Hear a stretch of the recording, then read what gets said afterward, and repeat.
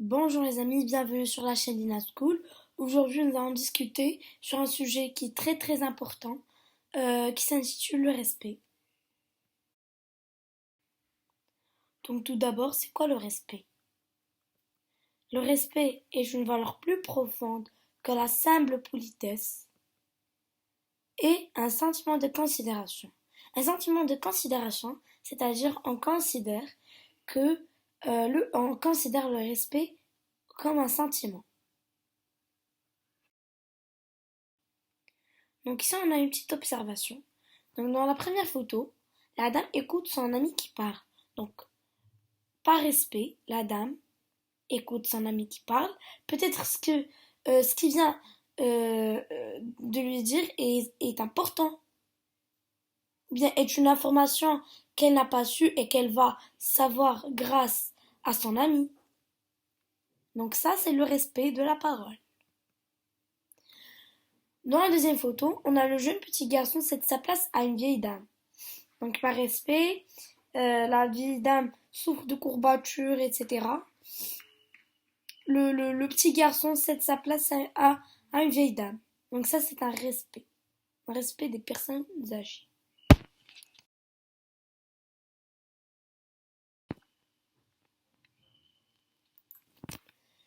Donc on distingue différents types ou bien différentes formes du respect, mais aujourd'hui nous allons en citer que quatre.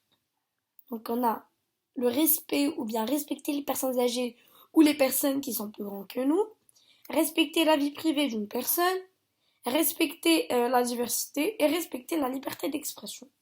Donc tout le monde sait comment respecter les personnes âgées ou les personnes qui sont plus grandes que nous. Comme la photo qu'on avait vue dans la première observation, où le jeune petit garçon cède sa place à une vieille dame qui elle, souffre de courbatures. Et on, ou par exemple, si une personne qui est plus grande que toi, ta mère ou ton père ou quelqu'un, je sais pas, par exemple ta mère, elle te dit ne touche pas à ce livre, c'est déconseillé pour toi.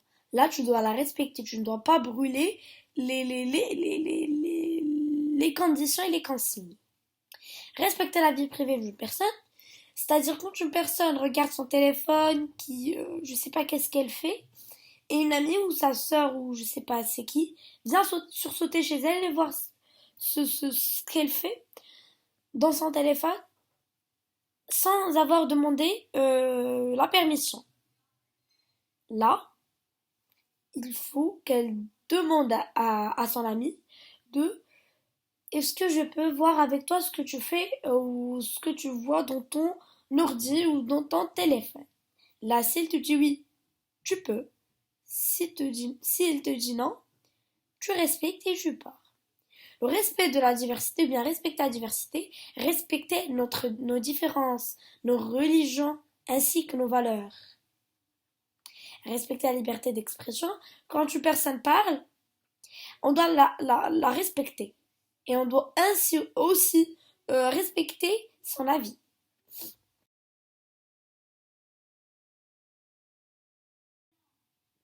Maintenant, on va voir comment se respecter et respecter les autres. Donc, avant de respecter les autres, il faut d'abord se respecter soi-même, en acceptant et respectant ses propres croyances, ses différences ainsi que les valeurs.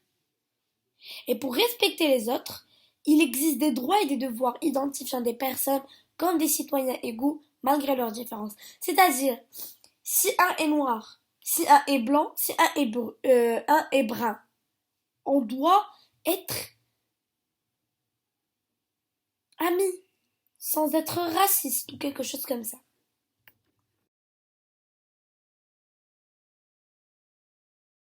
Voilà, ici on a une première photo. On a des enfants de différentes régions, de différentes religions, de différentes couleurs, différences, etc. Donc ici, la différence de la couleur et de la religion se respecte. Quand vous regardez les enfants unis, peu importe leurs différences, leur couleur, peu importe leur religion ou quelque chose comme ça, ils se respectent. Dans la deuxième photo, Une dame donne son avis et ses collègues l'écoutent. Donc ici, c'est le respect de la liberté d'expression. Ils l'écoutent et acceptent leur avis. Acceptent son avis. Donc en conclusion, on a un petit proverbe.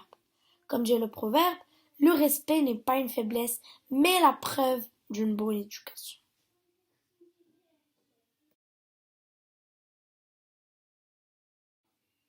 Merci pour votre attention les amis et n'oubliez pas de liker, de partager, de vous abonner et d'activer la petite cloche de notification pour recevoir toutes les vidéos et partager. Au revoir.